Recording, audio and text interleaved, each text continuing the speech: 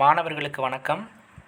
TNPSC தேர்வுக்கான முந்தைய ஆண்டு வினாத்தாள்களில் இருந்து வினாக்கள் பார்த்துட்ருக்கோம். இது வந்து பகுதி 2. இன்றைக்கி ஆரம்பிக்கலாம்.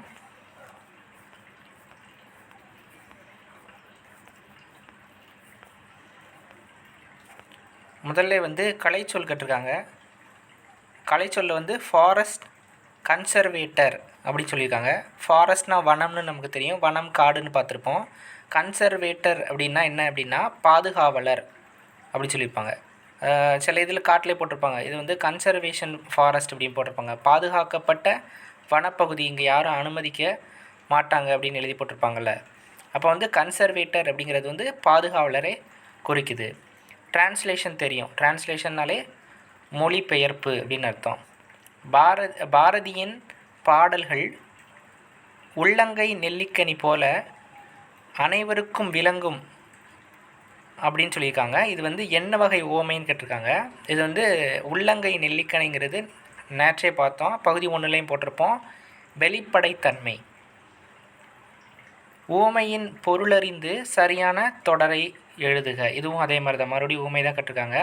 உடலும் உயிரும் போல, உடலும் உயிரும் எப்போவுமே ஒன்றாவே இருக்கும், அப்போ இணை பெரியாமை. நெல்லிக்காய் மூட்டையை கொட்டினார் போல, இதுவும் ஓமை தான். அப்படின்னா என்னன்னா, நெல்லிக்காய் மூட்டை வந்து மூட்டை கட்டியிருக்கும்போது ஒன்றா தான் இருக்கும். அந்த மூட்டை வந்து சாக்கு அந்த அவிழ்த்து கீழே கொட்டினோன்னு அப்படின்னு செதறி ஓடும்ல, அப்போ செதறி ஓடுனா என்ன அர்த்தம்? ஒற்றுமையின்மை அப்படின்னு அர்த்தம். மடை திறந்த வெள்ளம் போல், இதுவும் ஓமை தான். அப்போ இங்கே இதில் எத்தனை கேட்டிருக்கான் பாருங்கள், 1 2 3 4 ஓமைகள் கேட்டிருக்காங்க. அப்போ மடை திறந்த வெள்ளம்ங்கிறது நீர், அளவுக்கு அதிகமான நீரை வெள்ளம்னு சொல்கிறோம். அப்போ அந்த அளவுக்கு அதிகமான நீர் எப்படி இருக்கும்? மடை திறந்தவொடனே எப்படி இருக்கும்? தடையின்றி மிகுதியாக வெளிவரும். இரு பொருட்களின் பொருள் வேறுபாடு அறிந்து சரியான தொடரை தெரிவு செய்க. சரியா? பணிந்துனா என்ன, பணித்துனா என்ன? யார் வந்து பணிந்து போவாங்க, யார் ஒரு வேலையை பணிப்பாங்க அப்படின்னு பார்க்கணும். இந்த பணித்து அப்படிங்கிறது முதலாளி. எப்போவுமே ஒரு வேலையை வந்து இவங்க செய் அப்படின்னு சொல்கிறது தான் பணித்தல் அப்படிங்கிறோம். பணிந்து யார் போவா? அப்போ தொழிலாளி அப்படின்னு வச்சுக்கணும். சரியா? அப்போது பணித்து அப்படிங்கிறது வந்து முதலாளி, பணிந்து யார் போவா? முதலாளி கீழே இருக்க தொழிலாளி. சரியா? இப்போ எடுத்துக்காட்டு, ஆசிரியர் பணித்ததால் கயல்விழி பணிந்து படித்தாள். சரியா? ஆசிரியர் வந்து ஒரு உயர்ந்த இடம், அதுக்கடுத்து இருக்கிற இடத்த வந்து ஒரு மாணவி அவங்க இருக்காங்க, அவங்க பேர் கயல்விழின்னு கொடுத்துருக்காங்க. அவங்க பணிந்து அவங்களுக்கு அவங்க சொன்னதுனால அவங்களுக்கு பணிந்து படிச்சுட்டாங்க அப்படின்னு போட்டிருக்காங்க. இதுதான் சரியான விளக்கமாக இருக்கும். மறுபடியும் அதே சொல்ல வந்து இன்னொரு இதில் சொல்லியிருக்காங்க. இதுலேயும் பாருங்கள், தலைவர் பணித்த வேலையை தொண்டர் பணிந்து செய்தான். அடுத்து தலைவர் பணித்ததால் தொண்டன் பணிந்தான். இதுவும் கரெக்டாக இருக்குது. அப்போது வந்து தலைவர் வந்து ஒரு முக்கியமான ஆள், ஒரு முதன்மையான ஆள், முதலாளி மாதிரி. தொண்டன் வந்து அதற்கு கீழே இருக்கிறவர், அதான் பணிந்து போகிறாரு அப்படின்னு அர்த்தம். அடுத்து இது வந்து அப்படியே சொற்கள் வந்து மாறி மாறி இருக்கும், கரெக்டாக நம்ம நிரல்படுத்தணும். இப்போ பிறப்பால் மக்கள் அனைவரும் ஒத்த இயல்புடையவர்களே அப்படின்னு நம்ம அடுக்கணும். அடுத்து அகர வரிசை. இந்த அகர வரிசை வந்து எளிமையாக தான் இருக்கும். நீங்கள் பார்க்கும்போது ஐயோ இது என்ன இவ்வளோன்னு இருக்குது, ஒன்றுமே புரியலை அப்படின்னு இருக்கும். எனக்கு ஒன்றுமே தெரியலை, இது பார்த்தாலே இது ஒரு மாதிரி இருக்குது அப்படின்னு சொன்னீங்கன்னா, இது பார்க்க ஒரு மாதிரி இருக்கும், அவ்வளோதான். ரொம்ப எளிமையானது. ஆனாவனா உங்களுக்கு தெரியுமா? தெரியும்ல, சொல்லுங்கள் பார்ப்போம். ஃபஸ்ட்டு ஆனா, அடுத்து ஆவண்ணா, அடுத்து ஈனா, அடுத்து ஈயண்ணா, அடுத்து ஊனா, அடுத்து ஊவண்ணா. அகர வரிசை கேட்டால் இது ஏன் படிக்கணும் அப்படின்னா, இது படித்து வச்சுக்கணும். ஏன் அப்படின்னா அதுக்கும் இதுக்கும் ஒற்றுமை இருக்குது, அதை வச்சு தான் இது படிக்க முடியும். எப்படின்னா ஆனாவனா நீங்கள் உங்களுக்கு தெரியும், ஆனாவனா ஈனா ஈனா, ஊனா ஊவண்ணா, ஏனா ஏனா ஐயனா, ஓனா ஓனா அவ்வண்ணா அக்கண்ணான்னு இருக்கும். இந்த 12 அடுத்து ஆயுத எழுத்து இதெல்லாம் படிச்சிருப்பீங்க. இப்போது இந்த ப அப்படிங்கிற வார்த்தை எப்படி உருவாச்சு தெரியுமா? இப்பு கூட்டல் அ, ஆனால் தானே ஃபஸ்ட்டு வரும், அப்போ பா ஃபஸ்ட்டு வந்திருக்கு. அப்போ பா எப்படி உருவாகும்? இப்பு கூட்டல் ஆன்னு இருக்கும். அப்போ இது 2வது எழுத்து. அப்போ பாங்கிறதும் 2வது எழுத்தாக இருக்கும். புரியுதா உங்களுக்கு? அடுத்து இப்பு கூட்டல் இ பி அப்படின்னு போட்டிருப்போம். அப்போ இது வந்து 3வது தான் ஈ இருக்கும். அப்போ இதுவும் 3வது எழுத்து. அப்போ வரிசைப்படி எடுக்கும்போது இந்த வரிசைப்படி இந்த வார்த்தைப்படி அடுக்கணும்னா கரெக்டாக இருக்கும். இப்பு கூட்டல் ஈனா பீன்னு வரும். சரியா? அதே மாதிரி இப்பு கூட்டல் ஓ அப்படின்னுச்சுன்னா என்னது? போ அப்படின்னு இருக்கும். அப்போ அதுக்கு ஏற்றாப்புல என்னது? ஆனாவனா தெரிஞ்சிங்கன்னா அந்த வரிசை அடிப்படையில் இதுவும் அடுக்குனிங்கன்னா உங்களுக்கு கரெக்டாக இருக்கும். அந்த அடிப்படையில் பழங்கள், பாரதம், பீலி, புதுமை, பூமி, அடுத்து பெண்கள், பேருந்து, பையன் இதெல்லாமே வரிசைப்படி அடுக்கப்படுது. இதுவும் அதே மாதிரி தான்.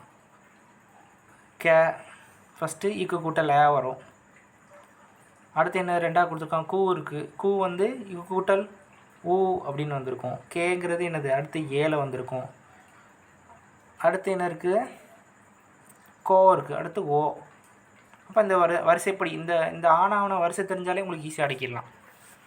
இதுதான் அகர வரிசை. அகர வரிசை பார்க்குறதுக்கு ரொம்ப ஒரு மாதிரி இருக்கும். ஆனால் ரொம்ப எளிமையானது. நீங்கள் வந்து அது ரொம்ப பெருசாக நினைக்கிறீங்க. ஆனாவனா தெரிஞ்சிருந்தால் அகர வரிசை என்னது உங்களுக்கு 1 மார்க் கன்ஃபார்ம். கண்டிப்பாக என்னது 2வது கேட்டர் தான். இங்கே பாருங்கள், இதில் மட்டுமே இந்த 10வது கேள்வி 11வது கேள்வி ரெண்டுமே என்னது அகர வரிசையில் அடக்கிறது தான். அடுத்து கொடு எனும் வேர் சொல்லின் வினையாளனையும் பெயர். வினையாளனையும் பெயர்னால் ஒரு ஆளை குறிக்கிற மாதிரி இருக்கணும். இந்த வினையாளனையும் பெயர் வந்தாலே அதில் ஆறு இருக்கணும், இல்லைன்னா ஓர் இருக்கணும். நல்லா இது மனப்பாடம் பண்ணி வச்சுக்கோங்க. இந்த இலக்கணத்தை பொறுத்த வரைக்கும் ரிப்பீட்டாக வரும். அது நீங்கள் ஒரு சில கீவேர்டில் மனப்பாடம் பண்ணிட்டீங்கன்னா உங்களுக்கு அவ்வளோதான். எல்லாமே என்னது ரொம்ப எளிமையாக இருக்கும். இப்போ எடுத்துக்காட்டுக்கு கொடுத்தோர், இதில் ஓர் வருதா? விதைத்தவர் ஆறு வருதா? அப்போ 6 ஓர் வந்தாலே வினையாளனையும் பெயர் ஞாபகம் வச்சுக்கோங்க. அதே மாதிரி கொடுத்து ஊ வந்துச்சுன்னா என்னென்னு பார்த்தோம்? வினை எச்சம்னு நேற்று பார்த்தோமா? கொடுத்த அப்படின்னு வந்துச்சுன்னா ஏல முடியும். கொடுத்தேன்னா பெயரெச்சம், ஏல முடிச்சுனா பெயரெச்சம். ஈ ஊ அப்படின்னு வந்துச்சுன்னா வினையச்சம். இந்த வார்த்தையெல்லாம் அப்படி மனப்பாடம் உங்களுக்கு அடுத்தடுத்து நீங்கள் இதுக்கடுத்து வினாத்தாள்கள் இந்த மாதிரி படிச்சுக்கிட்டே இருக்கணும், பார்த்துக்கிட்டே இருக்கணும். அப்போ வந்து உங்களுக்கு வந்து எப்படி இருக்குன்னா நல்ல என்னது சரளமாக இருக்கும். அடுத்தடுத்து என்ன வருதுன்னு உங்களுக்கு தெரியும். அடுத்து கொடுத்தல்னு இருக்குல்ல, இந்த கொடுத்தல், இந்த தல் அல்லு வந்துச்சுன்னா என்னென்னு பார்த்தோம்? தொழில் பெயர். அந்த தல் எல்லாம் தொழில் பெயர் விகுதிகள். அப்போ தொழில் பெயரை குறிக்குது. அவ்வளோதான். அடுத்து வேர் சொல்ல கண்டறிஞ்சு அதை வினை முற்றா எங்கே இருக்குது அப்படின்னு கேட்டிருக்காங்க. இப்போது பேசு அப்படிங்கிறத வந்து பேசிய ஏல முடிச்சுன்னா என்னென்னு பார்த்தோம்? பெயரெச்சம். பேசி ஈ வருது, அப்போ வினை எச்சம். பேசுதல் அல்லுங்கிறது தொழில் பெயர். பேசினான் ஒரு வேலை முடிஞ்சிருச்சு, அப்போ வினை முற்று. ஒரு வினைனா என்ன? ஒரு தொழில், ஏதோ ஒன்று. பேசுகிறது ஒரு தொழில் தானே, பேசிகிட்டு இருக்கிறது ஒரு வினை தானே. அந்த வேலை முடிஞ்சிருச்சு, பேசினான் முடிச்சிட்டான் அப்படின்னு அர்த்தம், வினை முற்று. அடுத்து கான் என்ற வேர் சொல்லின் பதம் என்னன்னு கேட்டிருக்காங்க. கான் அப்படிங்கிற சொல்லு ஒரு வேர் சொல் இருக்குது, அதிலிருந்து ஒரு சொல் அமைக்கிறாங்க. அப்போ காண்கிறது கண்டான். சரி, இப்போ நம்ம இந்த ஒவ்வொரு சொல்லாக கொடுத்துருக்காங்க. இதில் எல்லாத்துக்கும் என்னது ஒவ்வொரு சொல் கொடுத்துருக்காங்க, அதுக்கான வேர் சொல் நம்ம கண்டுபிடிக்கலாம். இப்போ வந்து கற்பேன் அப்படிங்கிறதுக்கு வேர் சொல் என்னது? கல். வேர் சொல் எப்போவுமே எப்படி தான் இருக்கும்? ஏவலில் தான் இருக்கும். கல், செய், படி, எழுது, இந்த மாதிரி தான் இருக்கும். பார்த்தேன் அப்படிங்கிறதுக்கு எப்படி இருக்கும்? பார். உண்டேங்கிறதுக்கு உன். எல்லாம் எப்படி இருக்கும்? ஒரு ஏவலில் தான் இருக்கும். நீங்கள் அது செய்கிறதே எப்படி இருக்கும்? அது இப்படி அப்படின்னு உங்களுக்கு அழுத்துற மாதிரி இருக்கும். அடுத்து வந்து ஒலி வேறுபாடு அறிந்து எழுதணும், பொருள் தரணும். அப்போ விரை, இது ஒன்று வந்து விரை. அப்போ இந்த விரைனா என்னென்னா விதைன்னு அர்த்தம். சரியா? விரைப்பை நீங்கள் வந்து இனப்பெருக்க மண்டலத்தில் படிச்சிருப்பீங்க விலங்கியல்ல. அப்போ விரைப்பை அப்படின்னு சொல்லியிருக்கோம். அது விதையை உள்ளடக்கியது, அதனால தான் விரைப்பை அப்படின்னு சொல்லியிருப்பாங்க. அடுத்து உள்ள விரை அப்படிங்கிறது மரத்தல். அதாவது கை காலெலாம் விரைச்சி போச்சு, மரத்து போச்சு அப்படி சொல்கிறோம்ல, அதான் அதுக்கான பொருள். இந்த விளை, இந்த சிறப்புலகரம் வந்தனாலே விருப்பம்னு அர்த்தம். சரியா? இந்த விளைனா உண்டாக்குதல், விளைச்சலை உண்டாக்குதல் அப்படின்னு வச்சுக்கோங்க. அடுத்து ஒலி வேறுபாடு அறிந்து சரியான சொற்றொடரை எழுதணும். இதில் வந்து மணிப்பல்லவம், மணிப்பல்லவத்துக்கு என்ன ஸ்பெல்லிங்னு தெரிஞ்சிருந்தாலே உங்களுக்கு ஈஸியானது வேலை முடிஞ்சிடும். மணிமேகலை ஒரு பொண்ணை குறிக்குது, அப்போ என்னது சென்றால், லாஸ்ட்டு இந்த இல் தான் முடிப்போம்.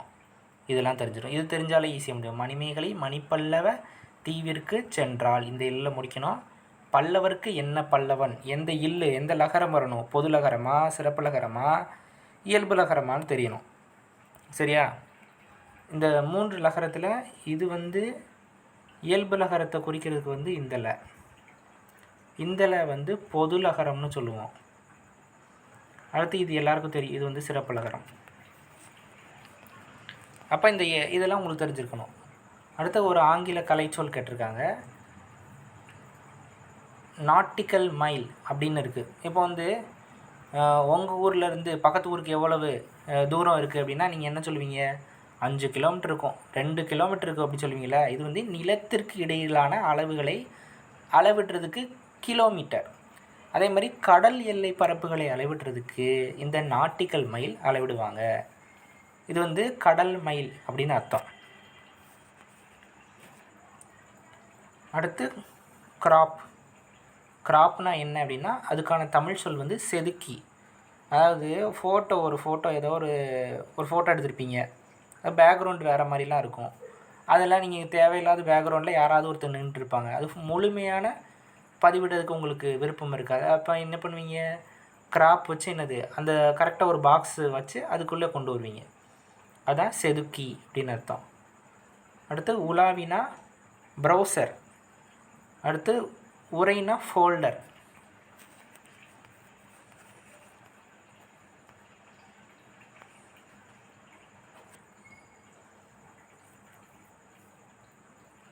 உதித்த எதிர்ச்சொல் கேட்டிருக்காங்க. உதித்த அப்படிங்கிறதுக்கு எதிர்ச்சொல் மறைந்த. அடுத்து உருவக தொடர் இல்லாதது பொருந்தாதது கேட்டிருக்காங்க. இப்போ பாருங்கள், ஃபஸ்ட்டு உருவகம்னா என்ன, ஓமைனா என்னன்னு கற்றுக்கணும். இப்போ எடுத்துக்காட்டு, ஒரு பிள்ளையோட பேர் இருக்குது. அந்த பிள்ளையோட பேர் என்னதுன்னா கயல்விழி. என்ன விழி? கயல்விழி. அந்த பிள்ளைக்கு ஏன் அந்த பேர் வச்சாங்கன்னா அவங்க அப்பா ஒரு கதை சொல்கிறாரு. என் பொண்ணு சின்ன பிள்ளையாக இருக்கும்போது அவரோட விழின்னா என்னது கண் பார்க்கும்போது எப்படி இருக்குது, மீன் மாதிரி இருந்துச்சு, அதனால் அவள் பேர் என்னது கயல்விழின்னு வச்சேன் அப்படின்னு அவர் சொல்கிறார். சரியா? அப்போது ஒரு பொருள் இருக்குது, அந்த பொருளுக்கு முன்னாடி அது எப்படி இருந்துச்சு அப்படிங்கிறதுக்கான உவமை முன்னாடி போட்டிருக்காங்க. இது பேர் உவமை. சரியா? இந்த முழுமையாக வந்து இது வந்து உவமை தொடர்னு சொல்லுவோம். சரியா? இது இப்படி இருக்குது. இதுக்கடுத்து வேறு என்ன சொல்லலாம் அப்படின்னு பார்க்கும்போது தேன்மொழி. என் பொண்ணு பேசுகிறது எப்படி இருக்குன்னா அப்படியே மொழி அப்படி இப்படின்னு தேன் மாதிரி இருக்கும் அப்படிங்கிறாரு. அப்போ ஒரு பொருளுக்கு முன்னாடி உவமையை பயன்படுத்தினா அது உவமை தொடர். அப்போ இது உல்ட்டாவாக இருந்துச்சு, அது மாதிரி இருந்துச்சுன்னா அதுக்கு பேர் என்னன்னு சொல்லணும்னா அது வந்து உருவகம். எடுத்துக்காட்டு, அதாவது ஒரு பொண்ணோட முகம் எப்படி இருந்துச்சுன்னா நிலவு மாதிரி இருந்துச்சு. சரியா? அப்போ வந்து இதை வந்து மாற்றி எழுதுவாங்க. முகமதி. ஒரு முகம்ங்கிறது தான் நம்ம ஒரு பொருள், அதை தான் நம்ம இது பண்ண போகிறோம். அதை வந்து என்னது ஓமை 2வது வந்துருச்சு. ஓமைக்கு முதன்மை கொடுத்தா அது பேர் ஓமை தொடரணும். ஓமையை வந்து 2வதாக வச்சிங்கன்னா அது பேர் உருவகம்னு அர்த்தம். ஓகேவா? அப்போ இங்கே பாருங்கள், முகம் எப்படி இருக்குது, மதி மாதிரி இருக்குது. முகம் எப்படி இருக்குது, மலர் மாதிரி இருக்குது. முகம் எப்படி இருக்குது, தாமரை மாதிரி இருக்குது. அப்போ இதில் எல்லாத்துலேயும் என்னது வச்சுருக்காங்க, 2வதாக கொண்டு போய் ஓமையை வச்சுருக்காங்க. அப்போ இது எல்லாமே ஓமைக்கு உருவகத்துக்கு கரெக்டான விளக்கத்தை தருது. சரியா? ஆனால் இது மட்டும் வித்தியாசமாக இருக்கனால இதுதான் பொருத்தம் இல்லாத சொல் அப்படின்னு பார்க்குறோம். அடுத்து இந்த அளபடை வந்து உங்களுக்கு அளபடை கேள்வியை பொறுத்த வரைக்கும் ஒரு காலமும் உங்களுக்கு என்ன கேட்க போகிறதில்ல. நீங்கள் அப்படியே என்னது அளபடைக்கு டெஃபனிஷன் என்ன அப்படிலாம் கேட்க மாட்டான். முடிந்த அளவுக்கு எப்படி தான் கேட்குறான் அப்படின்னா ஒன் வேர்ட் டைப்பில் இப்படி தான் கேட்குறான். இதுக்கான எக்ஸாம்பிளை போட்டு இதுக்கு என்ன விளக்கம் அப்படின்னு கேட்குறாங்க. இது ரொம்ப எளிமை, ரொம்ப ஈஸிக்கலாம். இது எப்படி நம்ம ஆன்சர் பண்ணோம் அப்படின்னு பார்க்கும்போது அதுக்கு ஒரு 2-3 கோடு வேர்டு இருக்குது, அதை வச்சு நம்ம ஞாபகம் வச்சுக்கலாம். இப்போ எடுத்துக்காட்டு உங்களுக்கு வந்து விஜயோட பாடல், விஜய் சிம்ரன் நடித்த பாடல் உங்களுக்கு தெரியும். இன்னிசை பாடி வரும் அப்படின்னு என்னது ஒரு பாட்டு கேள்விப்பட்டிருக்கீங்களா? இன்னிசை பாடி வரும். இன்னிசை அலபலை அப்படின்னாலே எப்போவுமே உம்முல முடியும். நல்லா ஞாபகம் வச்சுக்கோங்க. அப்போ இன்னிசை அலபலைனால எப்படி தான் முடியும்? உம்முல தான் முடியும். ஓகேவா? அப்போ இது கரெக்டாக இருக்கா? சரி. அடுத்து சாவித்திரி உங்களுக்கு தெரியுமா? சாவித்திரியோட பாடல் இன்னொன்று வச்சுருக்கணும். என்ன பாடல்னா, முருகரை பற்றி ஒரு பாட்டு இருக்கும். சொல்ல சொல்ல சொல்லுங்கள், அதுக்கடுத்த லைன் என்னது? சொல்ல சொல்ல இனிக்குதடா. அப்போ சொல்லிசை அலைபடைனாலே ஈ வரும், இன்னிசை அலைபடைனாலே வரும்னு பார்த்தோமா? இன்னிசை பாடி வரும். சொல்லிசை அலைபடைனா ஈ வரும்னு சொன்னேன்னா, அப்போ சொல்ல சொல்ல இனிக்குதடா. இந்த 2 பாட்டு மட்டும் ஞாபகம் வச்சுருந்தா போதும், உங்களுக்கு டிஎன்பிசியில் 1 மார்க் கன்ஃபார்ம். சரியா? இது வந்து இன்னிசை பாடி வரும், இது வந்து சொல்ல சொல்ல இனிக்குதடா. ஈ வரணும், முடிவில் என்ன வந்திருக்கணும்? ஈ வந்திருக்கணும். அப்போ இது 2மே கரெக்டாக இருக்கா? பொருந்திருச்சு அப்படின்னு அர்த்தம். அடுத்து இங்கே வாங்க. வாழ்க்கை அப்படிங்கிறதுக்கு இது ஒற்றலைப்படையில் வருமா அப்படின்னா வராது.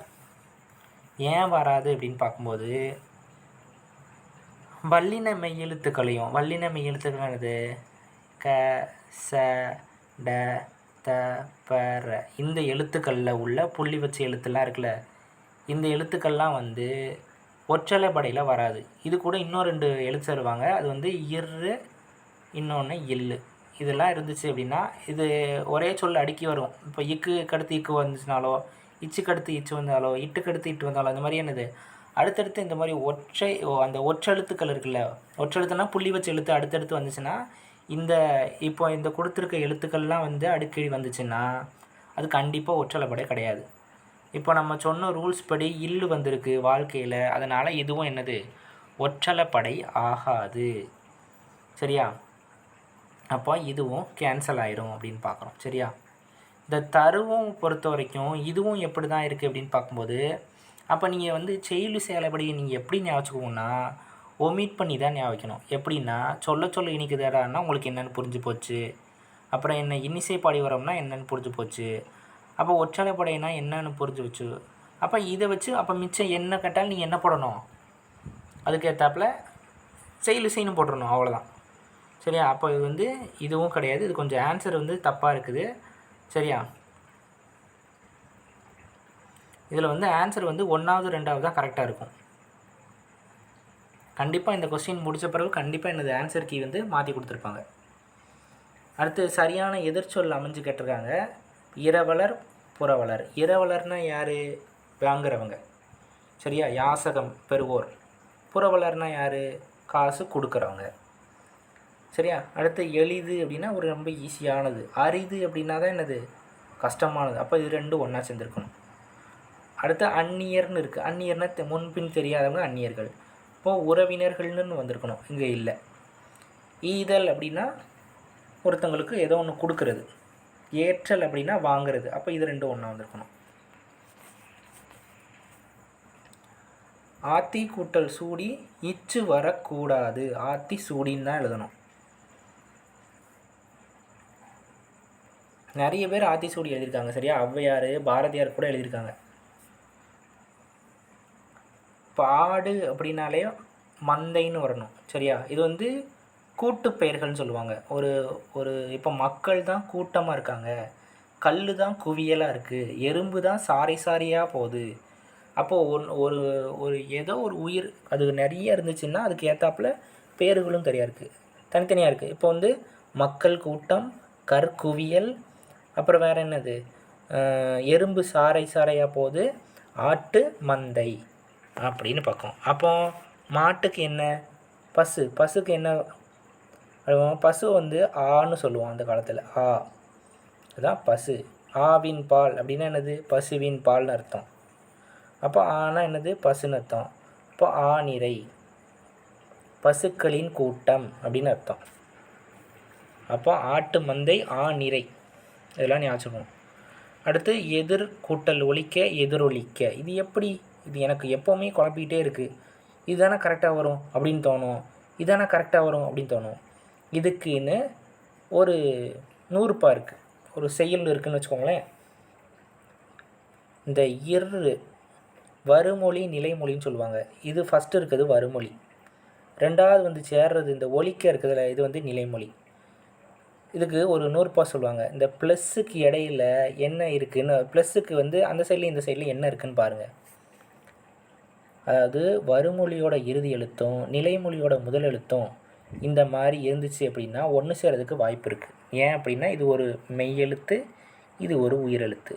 அப்போ இது ரெண்டு சேர்த்தா என்ன எழுத்து உருவாகும்? உயிர்மெய் உருவாகும். அதனால் இது சேர்த்து தான் எழுதணும். அப்போ இதுக்கு ஒரு ரூல்ஸ் சொல்லியிருக்காங்க. உடல் மேல் உயிர் வந்து ஒன்றுவது இயல்பே. உடல்னா என்ன?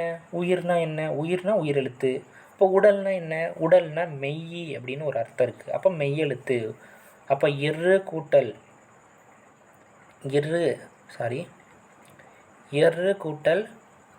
ஓ அப்படின்னு இருக்குது. இப்போ ரெண்டு சேரும். எப்படி சொல்லணும்னா இது உயிரெழுத்து, இது இருங்கிறது மெய்யெழுத்து. உடல் மேல் இது உடல், இது உயிர், இது ரெண்டு சேரும்போது அப்படி சேர்றது தான் இயல்பு. அப்போ இரு கூட்டல் ஓ ரோன்னு மாறிடும். அவ்வளோதான். மக்கள் கரந்தை பூவை சூடிக்கொள்வது எதுக்காக அப்படின்னு பார்க்கும்போது நிறைகளை மீட்டல். இப்போ தானே பார்த்தோம் ஆநிறைய மீட்டல். சரியா? அப்போ கவர்றதுக்கு என்ன அப்படின்னா வெற்றி. சரியா? அடுத்து பந்து உருண்டது. சரியா? அது தன்வினை. எழுவாய் ஒரு வினையை செஞ்சுன்னா அது பேர் என்னது? தன்வினை. கரெக்டு.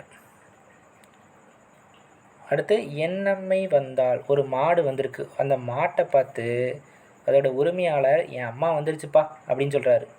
மாடு வந்துச்சு போச்சுன்னு தானே சொல்லணும், வந்தது போனது தானே சொல்லிடணும். அவர் ஏன் அம்மை ஒரு ஒரு உயர்தினை ஏன் மாற்றுறாரு? ஒரு அக்ரிணை பொருளை உயர்தினையாக மாற்றுறாரு. இப்போ உயர்தினைனா என்ன, அக்ரிணைனா என்ன அப்படின்னு பார்க்கும்போது தேவர்கள் மக்கள் இவங்க தான் உயர்தினை. இதை தவிர மற்ற எல்லாமே எதில் வந்துடும்? அக்ரிணையில் அடங்கிடும். அப்போது அக்ரிணையில் தான் விலங்குகள் எல்லாமே வரும். அப்படி இருக்கும்போது ஒரு அக்ரிணை பொருளான மாட்டை போய் அவர் அம்மைன்னு கூப்பிடுதார். கூப்பிட்டாலும் இது கூப்பிடுறது ஒரு வகை தப்புனாலும் சில இது தப்பாக இருந்தால் கூட பரவாயில்ல, அது மக்கள் வழக்கப்படி ஏற்றுக்குவாங்க, இது சரிதான் அப்படின்னு சொல்லுவாங்க. இதுக்கு பேர் வலு அமைதின்னு சொல்லுவாங்க. என்னது? வலு அமைதி. வலு அப்படின்னா என்ன அப்படின்னா குற்றம் அப்படின்னு அர்த்தம். வலுன்னா என்ன? குற்றம்னு அர்த்தம். அப்போ இது என்ன வலு அப்படின்னா திணை வலு அமைதி. சரி வலுனா குற்றம், அமைதி அப்படின்னா என்ன சொல்லுவாங்கன்னா அது பரவாயில்ல, குற்றமாக இருந்தால் கூட அது பரவாயில்ல, பொறுத்துக்குவாங்க, அது சரிதான் அப்படின்னா வலு அமைதி. அப்போ இது என்ன வலு அமைதினா திணை வலு அமைதி. ஏன் திணை வலு? ஒரு அக்ரிணை பொருளை போய் உயர்திணையாக மாற்றி வச்சுருக்காங்கள்ல, அப்போ இதுக்கு பேர் திணை வலு அமைதி அப்படின்னு பார்க்குறோம். அப்போ இதுக்கு விளக்கம் வேறு கொடுத்துருக்காங்க. காரணம் உவப்பின் காரணமாக, ஒரு மகிழ்ச்சியோட காரணமாக என்னது? அக்ரிணையை உயர்திணையாக கொல்லப்படுது. அப்போ இது குற்றம் கிடையாது, குற்றமாக இருக்காது, இது திணை வலு அமைதி அப்படின்னு பார்க்குறோம். சரியா? அடுத்து கூற்றும் காரணமும் பொருந்தி வருகுதான்னு பார்க்கணுமா. தமிழ் மருத்துவத்தில் பக்க விளைவுகள் இல்லை. ஆமாம், அந்த சைடு எஃபெக்ட்லாம் கிடையாது தமிழ் மருத்துவத்தில். மருந்து என்பதே உணவின் நீட்சியாக இருக்குது. மருந்து இங்கே சாப்பாடை பொறுத்த வரைக்கும் என்னது? அந்த மருந்து இந்த மருந்துலாம் என்னது? டேப்லெட்டே போட வேண்டாம். இது என்னது? உணவுலேருந்தே நிறைய காய்கறியிலேருந்தே நமக்கு நிறைய சத்துக்கள் கிடைக்குது. இப்போ எடுத்துக்காட்டு ஒரு பழம் இருக்குது. இப்போ பொட்டாசியம் சத்து குறைபாட்டுனா அதில் என்ன எடுத்துக்கணும்? நீங்கள் வாழைப்பழம் எடுத்துக்கணும். கால்சியம் சத்து குறைபாடுனா முட்டைக்கோஸ், பால், இதெல்லாம் எடுத்துக்கணும். அப்போ இது எல்லாமே என்னது? உங்களுக்கு தேவையானது எல்லாமே, மருந்துகள் எல்லாமே எதுவரை எடுத்துக்கணும்? சாப்பாட்டிலேருந்து எடுத்துக்கலாம். அப்போ தமிழர்கள் இந்த மாதிரி தான், நீங்கள் இந்த சாப்பாடு சாப்பிடுங்க உங்களுக்கு சரியாக போயிடும், அப்போ இப்படி தானே சொல்கிறாங்க. அப்போ அதெல்லாம் என்னது? உணவோட நீட்சியாக தான் இருக்குது. மருந்து அப்படிங்கிறது சரியானது தான். அடுத்து இந்த பத்தியை படித்து பொருள் சொல்லணும். பத்தி படிக்கலைனாலும் நமக்குலாம் பொருள் ஈஸியாக புரிஞ்சிடும், அந்த மாதிரி தான் இருக்கும். 1000 யானைகளை போரில் வென்ற அரசனுக்கு பாடப்படும் இலக்கியம் பரணி.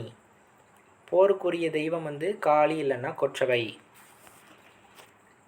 அமர் என்பதன் பொருள் என்ன? போர். அமர்னாலும் சமர்னாலும் போரைத்தான் குறிக்குது. 96 90 கூட்டல் 6 96. பரணி இலக்கியம் யாரால் இயற்றப்பட்டது? பரணி இலக்கியம் நிறைய பேர் இயற்றியிருக்காங்க. அதில் கலிங்கத்து பரணி இயற்றியது யாருன்னா தான் யாருன்னு சொல்லணும், சேங்கொண்டான். இல்லைனாலும் மற்றவங்கெல்லாம் என்னது, மற்றவங்க யாருமே என்ன எழுச்சலை, பரணி இலக்கியம் இயற்றவில்லை. அடுத்து இது பொறுத்துக. தூசு அப்படின்னா பட்டுன்னு அர்த்தம். துகிர்னா பவளம். வெறுக்கைனா செல்வம். நொடைனா விலை. சிலப்பதிகாரத்தில் ஒன்று இருக்கும், கல் நொடையாட்டியர் அப்படின்னு இருக்கும். கல்லை விற்பவர் அப்படின்னு அர்த்தம், விலைக்கு விற்பவர்.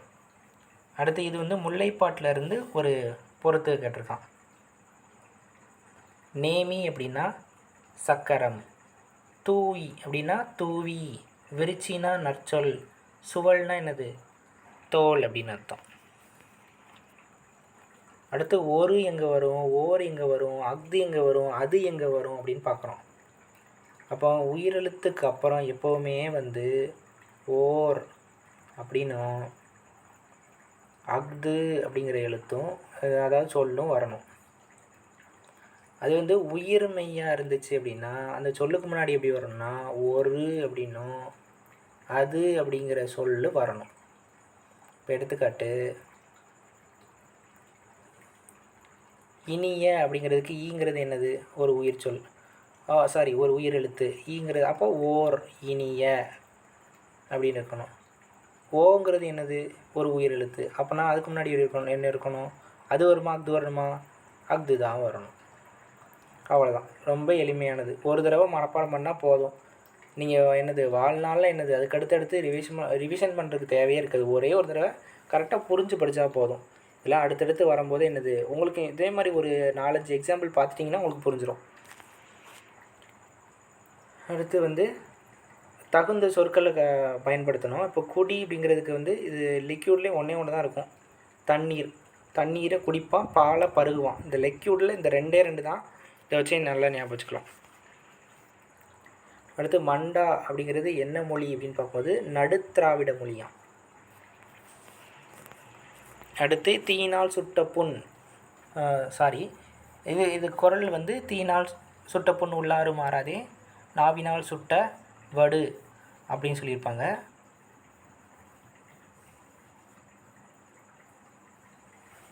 இங்கே வந்து இங்கே இந்த குறளுக்கு வந்து எப்படி இருக்கும் அப்படின்னா உய்வுண்டா மொய்வில்லை அப்படின்னு ஒரு குறள் இருக்கும். அந்த குறள் தான் இது கரெக்டாக இருக்கும். இதை பொறுத்தளவுக்கு இது எப்படி இருக்கும்னா, தீயினால் சுட்டால் கூட ஒருத்தங்க பிழைச்சிக்குவாங்க. ஆனால் பட்டுன்னு சொல்லுவோம்ல, ஆனால் பெரியவங்களுக்கு தீங்கு செஞ்சவங்கள வந்து அதுலேருந்து தப்ப முடியாது. இங்கே வந்து அந்த கன்ஜெக்ஷன் வேர்டு பொருத்தமான இணைப்பு சொல்ல பொறுத்த வரைக்கும் ஆனால் தான் கரெக்டாக இருக்கும். அடுத்து மலேசியாவில் உள்ள தமிழர்களின் இரத்தம் நேதாஜியின் மூளையில் கட்டியாக உள்ளது என்று சர்ச்சில் கூறினார். டேஸ் அதற்கு, டேஸுங்கிற இடத்துல அதற்கு நேதாஜி இந்த தமிழினம்தான் ஆங்கிலேயர்களை அழிக்கும் என பதில் கூறினார். அப்போ இங்கே அதற்கு அப்படிங்கிற கன்ஜெக்ஷன் வேர்டு. பொருத்தமான இணை கட்டிருக்காங்க. பொருத்தமான இணையை பொறுத்த வரைக்கும் அவன் வந்தான். ஆமாம், அவன் வந்தான்ங்கிறது என்னது, வந்துட்டான், முடிச்சுட்டு, அதனால் இறந்த காலம். அவள் வருகிறாள், இந்த கிறு கின்று ஆனின்று வந்துச்சுனாலே அது என்ன காலம், நிகழ்காலம்னு அர்த்தம். அப்போ இது வந்து என்னது, நிகழ்காலம். அது வந்தது, முடிஞ்சிச்சு, அப்போ இதுவும் என்னது, முடிஞ்சிச்சு, அதனால் இறந்த காலம். நீ வந்தாய், இதுவும் என்னது, இறந்த காலம்.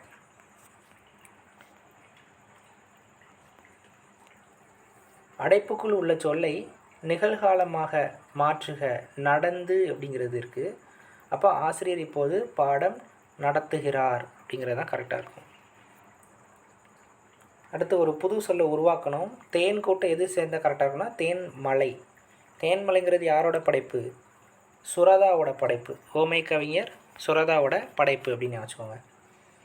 அடுத்து இதுவும் கரெக்டாக ஒரு சொல்லும் இன்னொரு சொல்லும் சேர்கிற மாதிரி இருக்கணும். அப்படிப்பட்ட சேராத சொல் எது அப்படின்னு கண்டுபிடிக்கணும். நாகைப்பட்டினம், உதகைமண்டலம். உதகைமண்டலம்னா எந்த ஊர்? ஊட்டி. பட்டுக்கோட்டை, செங்கல்புரம் இல்லை, செங்கல் பட்டு. அடுத்து பேச்சு வழக்கு. இது வந்து கரெக்டாக எழுத்து வழக்கை மாற்றி சொல்லிப்பாங்க. நம்ம பேசுகிறது வேறு, நம்ம எழுதும்போது என்னது எழுத்து வழக்கில் வந்து சரியாக எழுதணும். சரியா? நீங்கள் நல்லா இருக்கீங்களா அப்படின்னு கேட்போம். நீங்கள் நன்றாக இருக்கிறீர்களா அப்படின்னு எழுதுவோம். அதான் பேச்சு வழக்கு வேறு, என்னது எழுத்து வழக்கு அப்படின்னு பார்க்குறோம். அப்போ அதுக்கேற்றப்படி இதெல்லாம் ரொம்ப எளிமையாக இருக்கும். எங்கிருந்து வருகிறீர்கள் அப்படிங்கிறது கொடுத்துருக்காங்க. மருந்தே ஆயினும் விருந்தோடு உண். இந்த வரி வந்து எங்கே இருக்குது அப்படின்னா கொன்றை வேந்தன்லேருந்து எடுத்திருக்காங்க, ஔவையாரோடது. மன்னார்குடி அப்படிங்கிறது மண்ணை அப்படின்னு மருவிடுச்சு. இப்போ திருநெல்வேலி அப்படிங்கிறது நெல்லை அப்படின்னு மாறிடுச்சுல, அந்த மாதிரி. அடுத்து பொக்கிஷம் அப்படின்னா செல்வம்னு அர்த்தம். சாஸ்தி அப்படின்னா மிகுதின்னு அர்த்தம். இங்கே குறைவுன்னு தவறாக கொடுத்துருக்கு. விஸ்தாரம் அப்படின்னா அகன்ற பரப்பு, பெரிய பரப்பு வந்து விஸ்தாரமாக இருக்குது அப்படின்னு சொல்லுவோம். சிங்காரம் அப்படின்னா எப்படின்னா அலங்காரம். இது வந்து கட்டபொம்மன் பாடத்துலேருந்து எடுத்திருப்பாங்க. ரேஷ்னல் அப்படிங்கிறது வந்து என்ன கலைச்சொல் வந்து பகுத்தறிவு. அடுத்து டிரான்ஸ்ஃபார்ம் அப்படிங்கிறது உருமாற்றுதல். அடுத்து இதில் என்ன தவறான இணைன்னு கேட்டிருக்காங்க. இதில் தவறான இணை வந்து கேவ் டம்பிள். கேவ்னா வந்து குகைன்னு அர்த்தம். அப்போ வந்து குகை கோயில், அதுதான் கரெக்டாக இருக்கும். ட்ரெஷரி கருவூலம். மோர்ஃபம் வந்து உருவம். காம்பினேஷன் வந்து புணர்ச்சி. நீ விளையாட வரவில்லையா என்ற வினாவிற்கு கால் வலிக்கும். கால் வலிக்கும்னா என்னது? இனிமேல் தான் நடக்க போகுது. அப்போ உருவது, இனிமேல் நடக்க போகிறத அவன் சொல்கிறான். அப்போ உருவது கூறல் விடை. கடைக்கு போவாயா அப்படின்னு அவன் ஒரு கேள்வி கேட்டால் போக மாட்டேன்.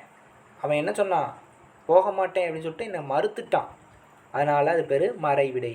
அப்போ போவேன் அப்படின்னு சொன்னால் அது நேர்விடை.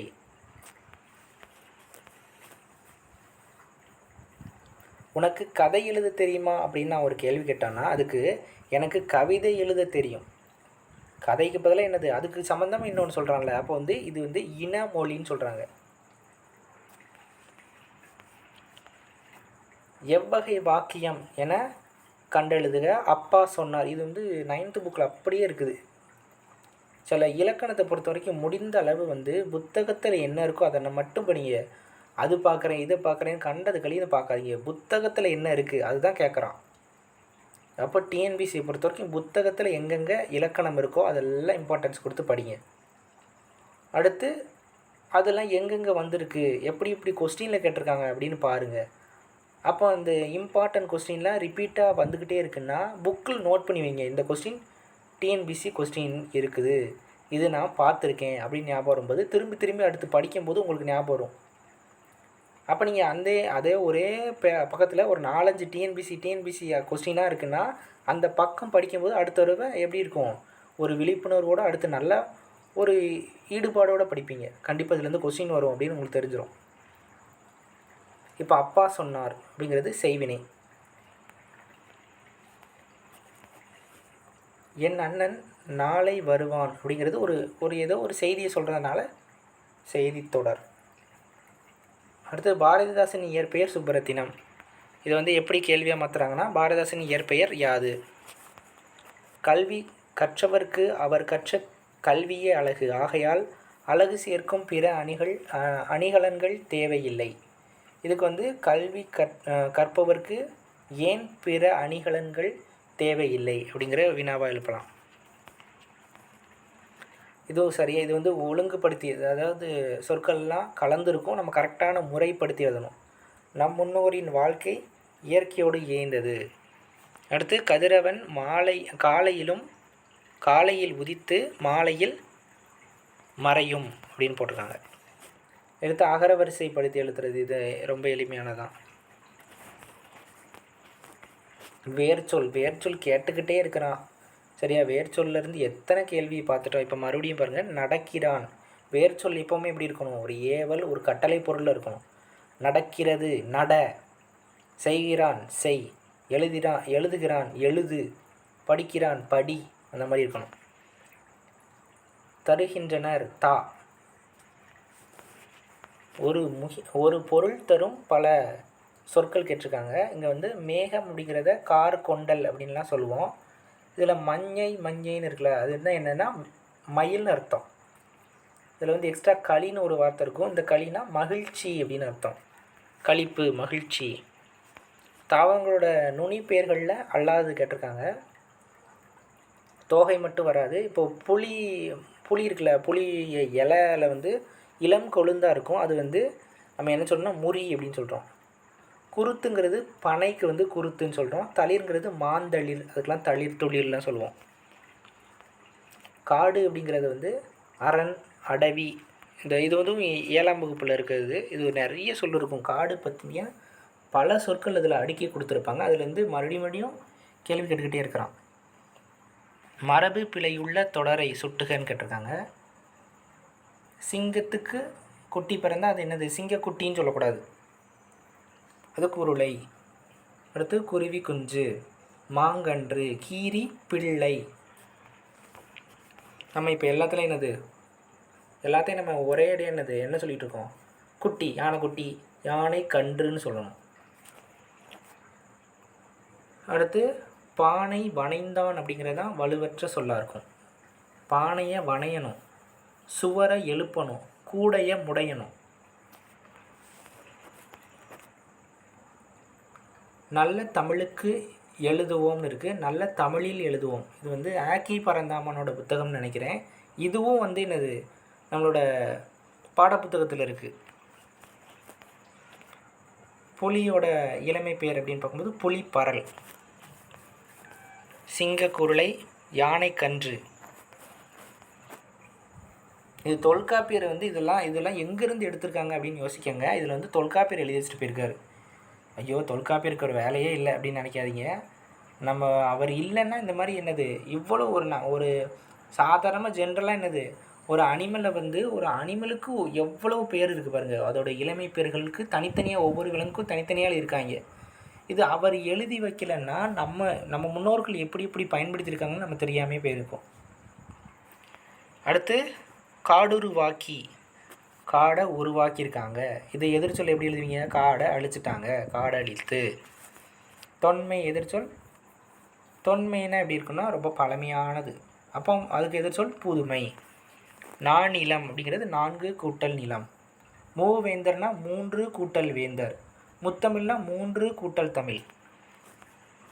தான் என்று, தான் கூட்டல் என்று. இதுவும் அதே மாதிரி தான். உடல் மேல் உயிர் வந்து ஒன்றுவது இயல்பே அப்படிங்கிற விதிப்படி இன்னு கூட்டல் ஏ நே அப்படின்னு மாறும். வல்லுருவம் அப்படிங்கிறது வன்மை கூட்டல் உருவம். அது என்ன வல்லுருவம் மட்டும் கொஞ்சம் வித்தியாசமாக இருக்குது அப்படின்னா, அந்த உருவம் எப்படி இருக்குது? வன்மையான உருவமாக. ஒரு உருவத்தை பற்றி அதோட பண்பை பற்றி சொல்லியிருக்காங்க. சரியா? கருங்காக்கை, அது காக்கை எப்படி இருக்குது? கருப்பாக இருக்குது. அதோட பண்பை சொல்கிறாங்கல்ல, அதே மாதிரி இந்த உருவம் எப்படி இருக்குது?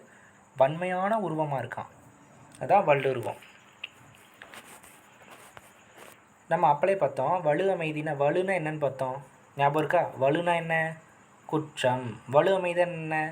குற்றமாக இருந்தாலும் குற்றமாக எண்ண மாட்டோம், அது தப்பாக இருந்தாலும் தப்பு கிடையாது. திருவள்ளுவர் சொல்லுவார், பொய்ங்கிறது தப்பு தான், பொய்ங்கிறது தப்பு தான், பொய் சொல்கிறது தப்பு தான். ஆனால் அந்த பொய் சொல்லி யாரோ ஒருத்தங்களுக்கு, சரியா, உங்களுக்காக இல்லை, யாரோ ஒருத்தங்களுக்கு நன்மை அடைஞ்சிச்சு, நன்மை கிடச்சிச்சு அப்படின்னா அந்த பொய்யும் பொய் கிடையாது, அது என்னது? பொய்யில் சேராது அப்படின்னு சொல்லுவார். அதே மாதிரி தான் என்னது அப்படின்னா, இங்கே வந்து மரபு சொற்கள்லையும் வந்து குற்றமாக இருந்தாலும் குற்றமாக நம்ம பார்க்க மாட்டோம். இங்கே பாரதியார் இந்த மாதிரி ஒன்று சொல்லியிருக்காரு. குயில்னாலே என்னது? குயில் கூவும் தானே. ஆனால் இவர் என்ன பண்ணியிருக்காரு? கத்தும் அப்படின்னு போட்டிருக்காரு. அப்போ குயில்னாலே கூவும் குயிலோசைன்னு தானே போடணும். அவர் என்ன கத்தும் குயிலோசைனா, அந்த பாடலுக்கு ஏற்றாப்புல அவர் எழுதுனதுனால அதுவும் என்னது? நம்ம வந்து அது குற்றமில்லை அப்படின்னு நம்ம நினைக்கணும். இது வந்து மரபு வலு அமைதி. ஆயுத எழுத்து எங்கே பிறக்கும் அப்படின்னு பார்க்கும்போது தலையிலேருந்து பிறக்கும். சரியா? மார்பிலிருந்து வந்து என்ன எழுத்து பிறக்கும் அப்படின்னு பார்க்கும்போது பல்லின எழுத்துக்கள் எல்லாமே, இடையின எழுத்துக்கள் எல்லாமே வந்து கழுத்திலிருந்து பிறக்கும். மூக்கிலிருந்து மெல்லின எழுத்துக்கள். மெல்லின எழுத்துக்கள் வந்து சொல்லி பாருங்கள். இப்போ மூக்கை மூக்கை பொத்திட்டு ஞெஞன்னு நம்மன்னு சொல்லுங்கள். மூக்கு பொத்துங்க. பொத்திட்டு ஞெஞன்னு நம்மன்னு சொல்லுங்கள். சரியாக வராது. ஏன்னா அது மூக்கொலி. கசட தபருங்கிறது மார்பிலிருந்து வருது. வல்லின எழுத்துக்கள். இடையின எழுத்துக்கள் கழுத்திலிருந்து பிறக்குது. தலையிலிருந்து ஆயுத எழுத்து. இதுவும் நேற்றே பார்த்த அதே கொஸ்டின். கான்சனன்ட் அப்படிங்கிறது மெய் எழுத்து. உயிரெழுத்த வவ்வல்னு பார்த்துருப்போம். பயோடைவர்சிட்டிங்கிறது பல்லுயிர் மண்டலம். கல் அப்படிங்கிறது அதை வச்சு தொடர எடுத்து எழுதிப்பாங்க. கல் விழுந்து காலில் காயமானது. மாலை அப்படிங்கிறதுக்கு 2 பொருள் இருக்குது. மாலைனா என்னது? பொழுது. மாலை பொழுது. இன்னொன்று மாலைனா தார். சரியா? மூவேந்தர்களும் மாலை அணிஞ்சிருப்பாங்க.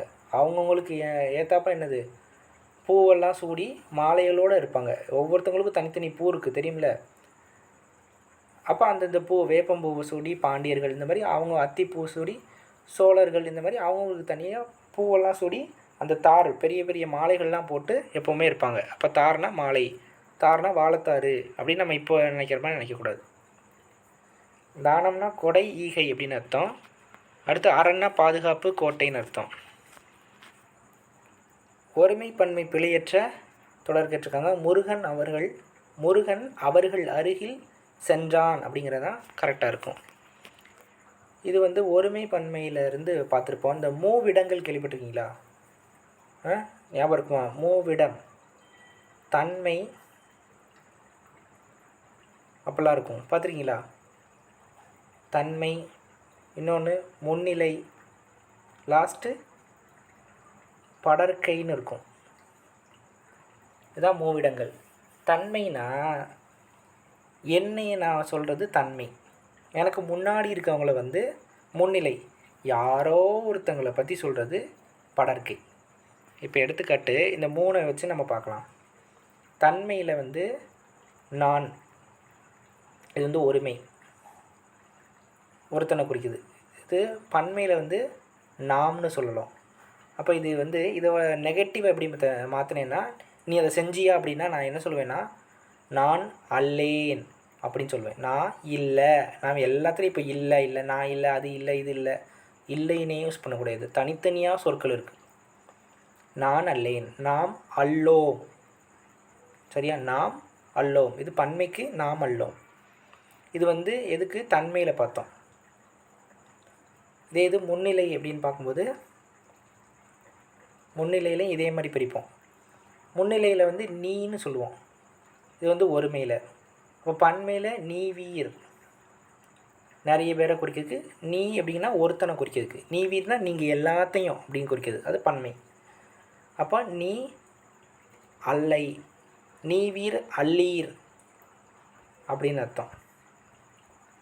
அடுத்து தன்மை பார்த்துட்டோம், முன்னிலை பார்த்துட்டோம். அடுத்து படற்கை. படற்கையில் ஆண்பால், பெண்பால், பலர்பால், ஒன்றன்பால், பலவின்பால் ஒவ்வொன்றா பார்க்கலாம். இப்போ ஆண்பாலில் அவன் அல்லன். இப்போ பெண்பாலில் அவள் அல்லல். இப்போ பலர்பாலில் அவர் அல்லர். அடுத்து ஒன்றன் பாலில் அது அன்று. சரியா? அஃது அன்று. சரியா? அடுத்து வந்து பலவின் பாலில் அது அல்ல. அஃது அன்று, அது அல்ல. சரியா? இந்த மாதிரி தனித்தனியாக பிடிக்கும். இந்த விடையை பொறுத்த வரைக்கும் இதில் வந்து பிழையற்றது வந்து நான் அல்லேனும் சரியாக இருக்கும், நீ வீர் அல்லீரும் கரெக்டாக இருக்கும். சரியா? இது 2மே கரெக்டாக இருக்கும். இது வந்து ஆன்சர் வந்து இது நோட் பண்ணிக்கோங்க. இது வந்து சிலப்பதிகாரத்தில் உள்ள பாட்டை வச்சு பொறுத்து கேட்டிருக்காங்க. கொங்குங்கிறது மகரந்தம், மலர்னா மலர்தல், திகிரினா ஆணை சக்கரம், மேருனா மேரு அப்படிங்கிறது இமயமலை குறிக்குது. அடுத்து ஒரு ஓர். நம்ம இப்போ தானே பார்த்தோம். ஓர் அப்படிங்கிறது எப்போவுமே எப்படி இருக்குன்னா, உயிரெழுத்துக்கு முன்னாடி தான் என்ன வரணும்? ஓர் அப்படிங்கிறோம். அப்போ உயிர்மெய் எழுத்துக்கு முன்னாடி ஒரு வரணும். இப்போ இதில் பாருங்கள், வேங்கிறது என்ன எழுத்து? இவ்வு கூட்டலை. அப்போது உயிர்மெய் எழுத்து. ஒரு உயிரெழுத்தும் ஒரு மெய் எழுத்தும் சேர்ந்து தான் வேங்கிறது உருவாயிருக்கு. அப்போ அதுக்கு முன்னாடி ஒரு போடணும். அப்படியே வந்தீங்கன்னா இங்கே இருக்குது பாருங்கள், ஏ அப்படிங்கிறது இருக்குது. எதிர்ங்கிறது ஏ. ஏங்கிறது என்ன எழுத்து? உயிரெழுத்து. உயிரெழுத்துக்கு முன்னாடி ஓர் தான் போடணும். அப்போ இது கரெக்டாக இருக்குது.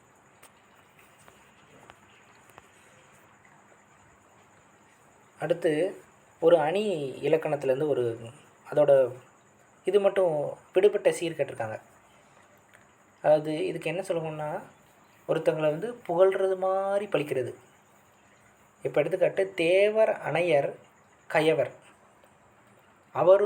அவரும் தாம் மேவன செய்தொழுகலான். இது வந்து கயவர் தான் அந்த நிரப்புவதற்கு கரெக்டான இடம். அது எதுக்கு, இது என்ன பொருள் அப்படின்னு பார்க்கும்போது, இது அணி இலக்கணத்தை பொறுத்த வரைக்கும் தேவர் அணையர் கயவர்னா தேவர்களும் கயவர்களும் ஒன்று தான். ஏன் தேவர்கள் வேறு, அவங்களாம் நல்லதுவங்க, கயவர்கள்லாம் கெட்டவங்க தானே. ஏன் அப்படின்னா, அவரும் தாம் மேவன செய்தொழுகலான், அவங்கவுங்க தொழிலை பொறுத்து அவங்க நல்லா இருப்பாங்களாம். எப்படின்னா, இப்போ தேவர்கள்லாம் என்ன பண்ணுவாங்கன்னா நல்லதை செஞ்சு நல்ல நிலையை பெறுப்பாங்களாம். கயவர்கள்லாம் கெட்டதை செஞ்சு கெட்ட வழியில் போய் கெட்டழிஞ்சிருவாங்க.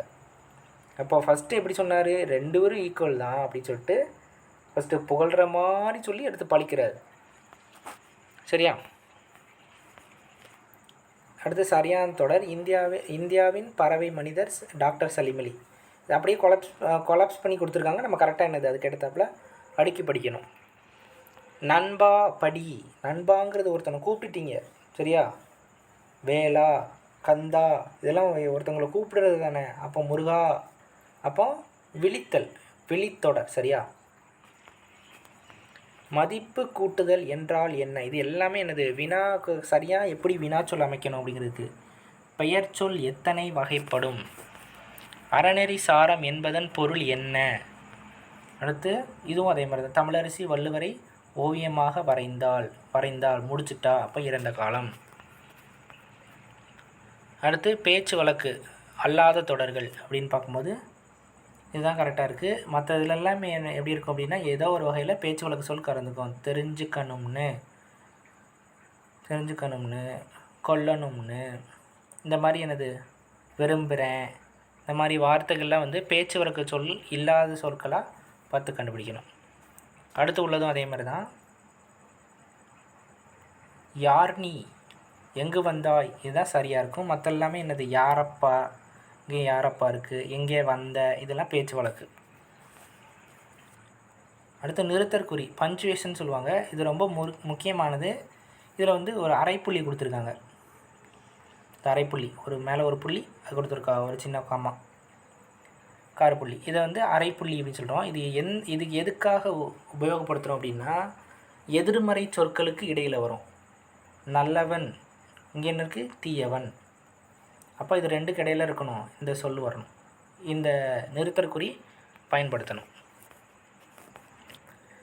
காகத்திற்கு காது உண்டா, ஒரு கேள்வி கேட்டுட்டீங்க. அப்போ அதுக்கப்புறம் என்ன குறி, நிறுத்தற்குறி வந்துடும், கேள்விக்குறி. அதற்கு காது கேட்குமா, மறுபடியும் என்னது ஒரு கேள்வி கேட்டுட்டீங்க, அதனால் கேள்வி குறி. அவ்வளோதான். இந்த 100 வினாக்களும் அதற்கான விடைகளும் உங்களுக்கு சரியாக வந்து புரிஞ்சிருக்கும்னு நம்புகிறேன். இந்த வினாக்கால விடைகள் வந்து சரியாக இல்லை அப்படின்னாலும், எதுவும் பொருத்தம் இல்லை அப்படின்னா, அதற்கான சரியான விடைகள் எது, அது எத்தனாவது புத்தகத்தில் எந்த பக்கத்தில் இருக்குது அப்படிங்கிறதையும் இந்த கீழே வந்து கருத்து பெட்டியில் வந்து பதிவிடுங்க. கண்டிப்பாக வந்து என்னது அதுக்கான வந்து சொல்யூஷன் பார்ப்போம். ஏன் அப்படின்னா, ஒவ்வொருத்தருக்கும் ஒவ்வொரு கொஸ்டின் ரொம்ப முக்கியம். நான் இது மறுபடியும் ஏன் சொல்கிறேன்னா, ஒரு கொஸ்டின் வந்து ஒருத்தங்களோட தலையெழுத்தே மாற்றக்கூடிய சக்தி இதில் இருக்குது. அதனால தான் மறுபடியும் சொல்கிறேன். ஏதாவது தப்பு இருந்துச்சுன்னா சொல்லுங்கள், கண்டிப்பாக மாற்றிக்கலாம். மறுக்கிறதுக்கு வாய்ப்பே கிடையாது. சரியாக இருந்துச்சுன்னா கண்டிப்பாக ஒத்துக்குருவேன். சரியா? இந்த வீடியோ வந்து உங்களுக்கு பயனுள்ளதாக இருந்துச்சுன்னா லைக் பண்ணுங்கள், ஷேர் பண்ணுங்கள், சப்ஸ்கிரைப் பண்ணுங்கள். நன்றி.